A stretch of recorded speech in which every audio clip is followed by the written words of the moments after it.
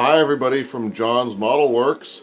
This is an update video on progress I'm making with my 3D resin printed EAS Cortez from Babylon 5. As you can see, we've made pretty good progress since the last video.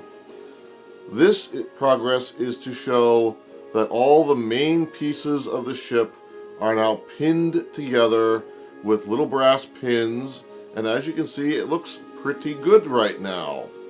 The ship is sitting on its stand made of oak and more brass rod soldered together. The center rotation piece here still rotates, no problems, spins right around, no problem. The front hanger bay is looking pretty good. No warps or defects or anything like that. All the trusses fit together pretty well. I decided to use an extra piece of truss to make the rear truss longer, as you can see. So that's looking nice. And the solar radiators sticking up from top and bottom stick up pretty straight. They might need a little fixing.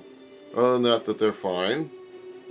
But we're doing pretty good here with this project.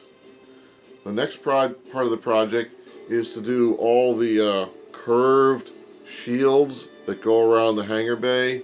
There's a lot of struts and braces that have to be fit in there. So of course there's no instructions, so it's up to me to figure out how to do it. But we'll get there. Just want to give everybody an update on where I am with this project, and I'm still having fun with it. So we'll talk to you later. Have a great day from John's Model Works.